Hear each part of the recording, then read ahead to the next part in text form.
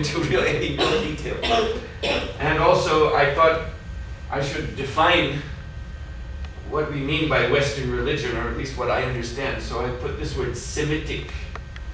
The word Semitic, as I've noted here, this refers to a family of languages. And the main religions of the Western world, if we take India being the East and anything west of that being the Western world, so the main religions of that part of the world are associated with Semitic languages, like Judaism. Of course, the Jewish scriptures are Hebrew, the Old Testament. And early Christianity comes from the Aramaic language, which is simply a type of Hebrew.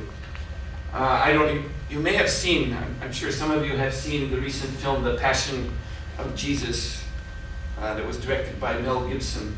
If you saw that movie, they were speaking this Aramaic language, and also Roman too, but Jesus and his disciples were speaking Aramaic. So this also belongs to being a type of Hebrew. It is Semitic. And then Islam, which is predominant in the Middle East, is based on Arabic, which is also a Semitic language. In fact, in Hebrew, there's a greeting that is quite often heard among Jewish people, Shalom Alaikum. And in Arabic, they say Salam Alaikum. So it's almost the same. There are many, many words that are similar. So this is what I thought to make that clear, what I mean by Western religion, because, in the West also there was the ancient Scandinavian religion of worshipping Thor and Odin, and if we include the United States and South America as the Western world, then you have the religions of the Indians and the South American Maya. That all could be called Western religion too, but that's not typically what we mean when we say Western religion. So these are the great religions of the Western world: Judaism, Christianity, Islam. And now, what do we mean by Vedanta? So Vedanta is a Sanskrit word. So Sanskrit is the sacred language of India. It's a very, very ancient language. And Sanskrit is interestingly related to actually all of the European languages, even languages like Finnish and Hungarian, which are well known to be in a special category. But even in those languages, there are many words. They don't know if they're original to these languages or they came into these languages a long, long time ago. But anyway, there are also many words that are similar to words in Sanskrit. So there's this term Indo-European, the Indo-European family of languages. And for example, I travel around Europe, so I see that in the Czech Republic, where the Czech language is spoken, obviously. So that in that language, the word for science is Veda. And that's the same as this in Vedanta, Veda. And the meaning is very, very similar. Veda in Sanskrit language means knowledge, not general knowledge. It is a spiritual knowledge, a transcendental knowledge that is revealed in, we could say, a vast encyclopedia of texts, Sanskrit texts, which are known as the Vedas. Rig Veda, Sama Veda, Yajur Veda, Atharva Veda, the Upanishads, many, many, many other texts. They're called the Vedas. And Veda means the knowledge that they transmit. So as I said, this is very, very vast volumes of ancient texts. So Anta is very similar to the English word end, both in sound and in meaning. Anta means conclusion. What's the point? We have so many Vedic books giving us so much knowledge in so many different fields. Actually, the Vedic knowledge, the Vedic texts, were the basis of the ancient Indian civilization. which was there before, of course, a few thousand years ago it began that invaders from the outside started to enter India. And so now in India you see, besides this Vedic tradition, there also the Christian religion is there, this Islamic religion is there. But before Christianity and Islam, the culture of India was a Vedic culture, Vedic civilization. And so these texts were there to guide an entire civilization, all aspects of culture and society, not just religion, even science. There's an ancient Vedic science, medical science. In fact, if you look at the history of the development of medicine, they always tell you that the first known operations were done in India under the medical science known as Ayurveda. That's a branch of the Veda, Ayurveda, which it literally means the science of life. Ayur means life. So this is a very, very, as I say, a knowledge for a whole culture, civilization. So anta means the conclusion. What's the point of it? What is the essential lesson for everyone that we should take from these Vedic texts? So that Veda plus anta is Vedanta. And Vedanta has become rather well known in the West in the last, I don't know, about 100 years or so, because various teachers, swamis, gurus from India have come to the Western world presenting Vedanta ideas. And if you go to a reasonably good library, you're sure to find some books about Vedanta. So I represent a particular school within this Vedanta tradition. This is why I'm dressed like I am, because I have a guru who initiated me into this Vedanta philosophy and practice quite a while back in 1972, and I've been following this all these years. So now just some basic points about Vedanta. Vedanta is monotheistic. This is, I think, important to know. We yesterday did a presentation at the University of Jyväskylä, and one of the attendees, there was about 40, 50 people came to see our presentation. It was a cultural presentation. I spoke, but there was also music and other things presented. So one of the gentlemen who came was originally from India. So he had raised a question at the end that he knows the Indian religion, Hinduism as it is known, to be a religion of many gods. There are many different gods, like Shiva or Durga or so on and so forth. And in the Hindu religion, people kind of pick the god that they like to worship and follow that path. So he was a little perplexed hearing me speak, because I was talking about God. I was talking about one God. And he was even doubtful whether I was really representing the Hindu faith.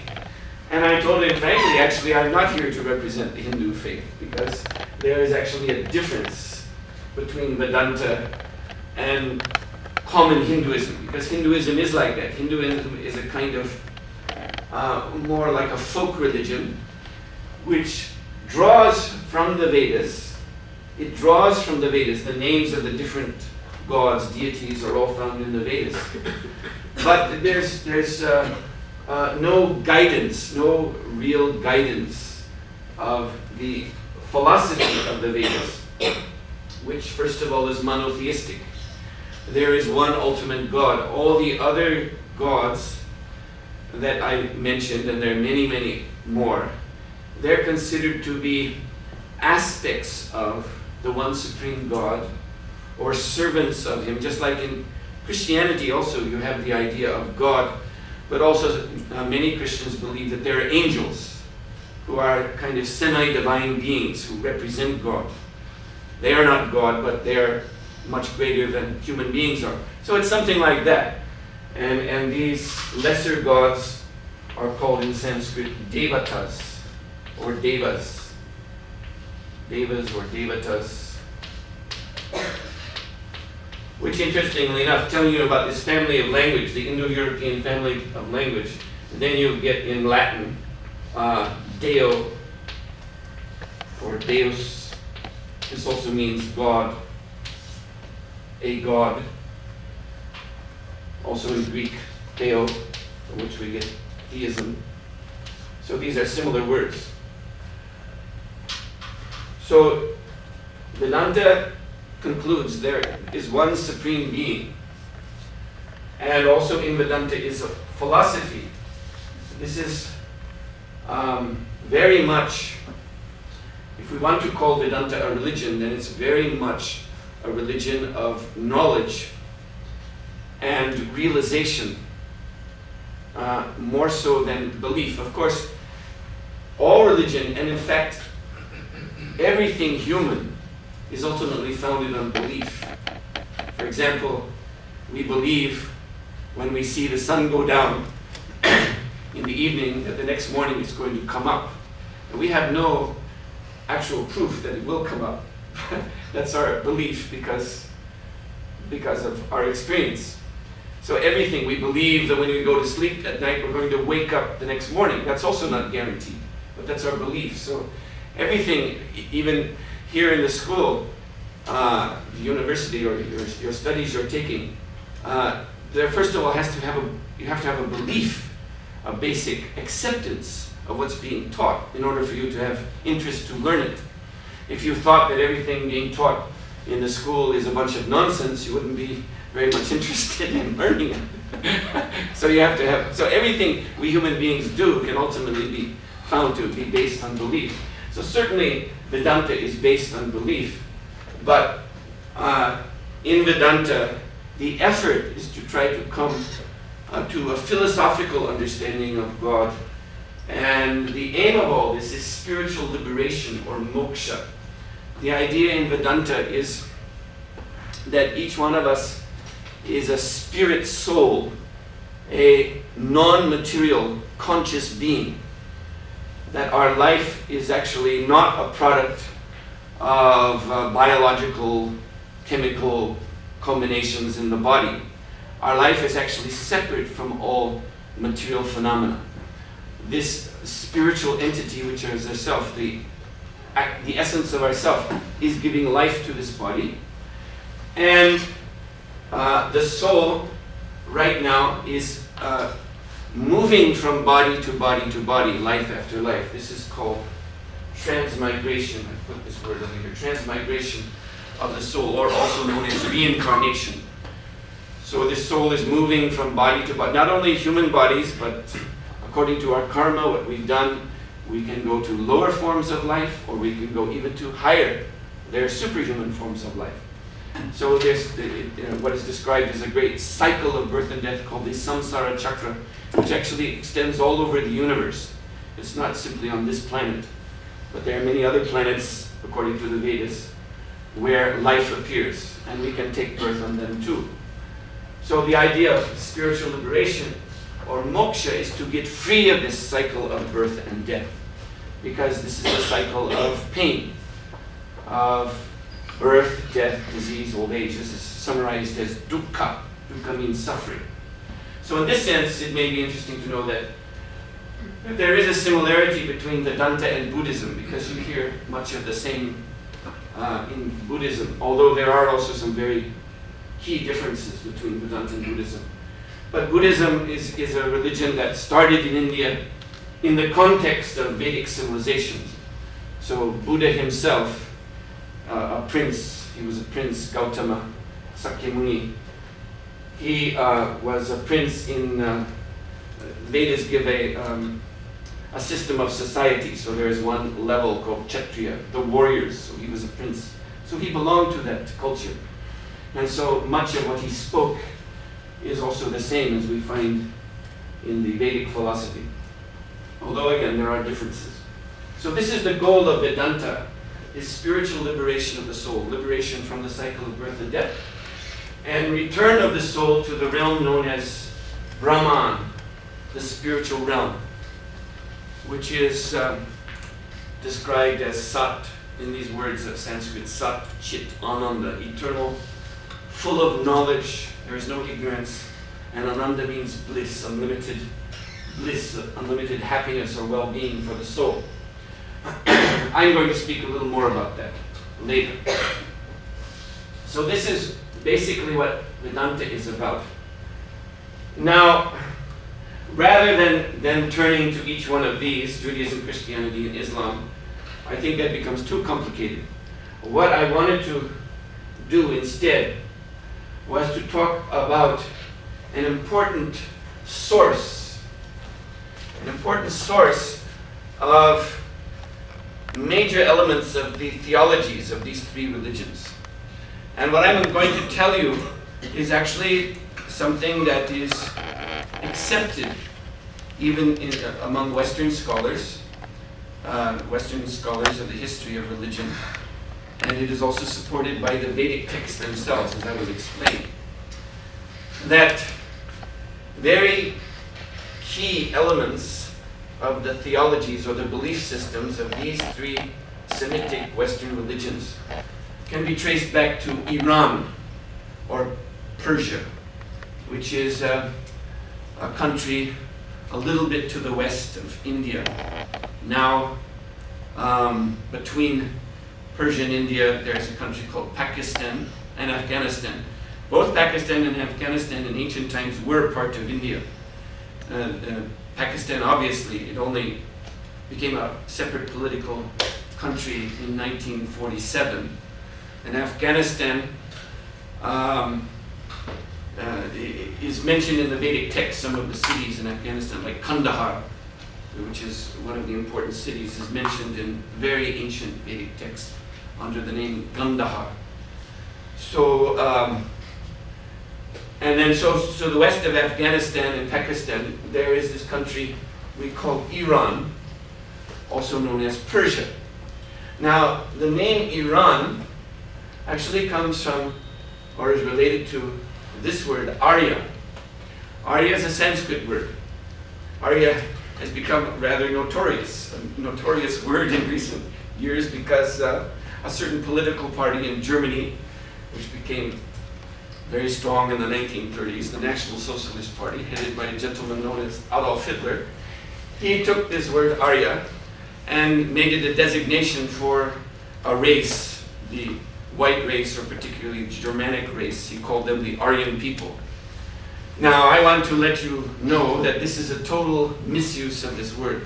The word Arya has nothing to do with race at all in its original Sanskrit sense. Arya means culture, specifically the Vedic culture. So one who follows the Vedic culture is considered Arya. Arya means civilized person. It does not at all refer to some racial group. So, but Arya and Iran, these are related because in ancient Persia, they also had established their basic Vedic culture since long time ago. And that's how this country has become known as Iran. So, in Iran, there was a group of priests, and in ancient Vedic culture, the priests, or the Brahmanas they were called, they performed fire sacrifices. Fire sacrifices was one of the key features of the old Vedic religion. That means there'd be an altar with the fire, and what would be offered into the fire would be ghee. Ghee is a kind of clarified butter. Because the cow in Vedic civilization is very important. The cow would give the ingredients for the sacrifice. The ingredients were taken from the milk of the cow, and derived from the milk would come this ghee, which would be the ghee you can still get today. It's the best kind of, instead of using cooking oil, if you use ghee, that's very first class. So this would be offered into the fire, and mantras would be chanted. And so in ancient Iran, these type of sacrifices were going on. And there was one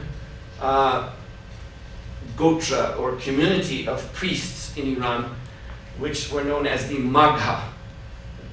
So Magha, this is a word that is still known today in Iran, of course, historically, and it's also mentioned in the Vedic scriptures. So in India too, the Magha priests were recognized. And it's interesting to note, from this word Magha comes this word Magi. I don't know if you know in the history of, or the accounts of the life of Jesus Christ, that when there was some constellation or some indication in the sky, night sky, a new star appeared, and persons who were called Magi, 3 wise men, came from the east, following that star to seek out the newborn Messiah, the newborn Christ. And they came all the way across the desert into Palestine, Nazareth, seeking him. So they're called the Magi, the 3 wise men. And historically, it is understood that this term Magi goes back to that, Magha. So apparently these 3 wise men came from Persia. And the Persians were very, very well adept at astronomy. So it's quite logical that they were seeing these signs in the sky, and they followed them. So then, in this Magha dynasty of priests, there appeared a prophet, and his name is known to us today, Zoroaster, or Zarathustra, or in the Rig Veda, the Indian Vedic literature, he has the name Jaruta. So this Zoroaster, he was a kind of reformist. Like in Christianity, you have Martin Luther, who was a big reformist, and he wanted to rid the Christian institution of different kinds of pollutions that he saw had come into it. So similarly, this Zoroaster, he reformed, he tried to reform the religion of Iran. And so key elements of his teachings are the concept of linear time versus cyclical time. So in Vedanta, in the Vedas, time is understood to be cyclical. The ages repeat, just like reincarnation means we take birth again and again. So there are great ages that return again and again and again. They're called days. This you may find interesting, because in the Bible it says the earth was created, or the world was created in 7 days. And we wonder, does it mean 7 days? But there's a concept in the Vedas of a day and a night of Brahma, it's called, which the day lasts for 4,300,000,000 years. It's a different time scale, different calculation of day. And then there's a night. So 7 of those days and nights would be an extremely long period, and certainly the world could be created in that time, quite logically. So this is the Vedic idea, that time moves in a cycle. There are ages in the past which will come back. You see, if there was an age of, let's say, I'm just speaking hypothetically, but if there was an age of dinosaurs in the past, then that age sometime in the future would return. This is the concept of Vedic cyclic or time. But Zoroaster, he changed that to linear time. The time moves in a straight line from beginning to end. And then that's it.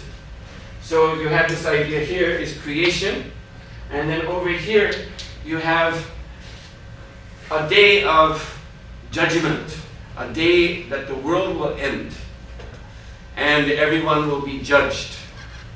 This idea, which I'm sure you're familiar with, you've not hearing this for the first time, actually comes from this Zoroastrian religion.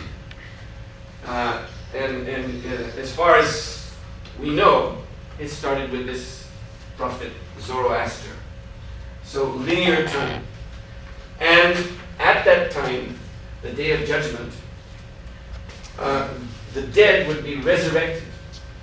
So in this Zoroastrian religion, there is no transmigration, no reincarnation of the souls again and again. Rather, we die, the human being dies, and his body is buried, and stays there until this judgment day, when all the bodies will be brought up from the graves and made whole again. Of course, there have been many theological arguments about the age the body would be restored to. This was debated in early Christianity. I think St. Augustine was of the opinion that everyone will be 30 years old when they're brought up from the grave. And there were other opinions. So that was a point. So resurrection versus transmigration. And then there was an idea that at the end time, the day of judgment, there would appear what in the Iranian language is Sayosant, which means Messiah. There will appear a Messiah who will give salvation to those who come to him and take shelter of him. This is sort of, in Veda we have the idea of avatar. Avatar is the descent of God into this world. But in the Vedic understanding, the avatars come, just like I said, time is cyclical, so avatars are coming again and again and again, not just once in history, but again and again and again and again. There are many avatars, many appearances of God. And then the destination in the Iranian religion was a kind of heaven, which is a kind of, it's, from what we can understand, it's a material place, but it's a material place in which there is no more death, no more old age, no more disease. It has to be a material place, because what is the point of resurrection of the body then? You see, if the body is resurrected, the material body, and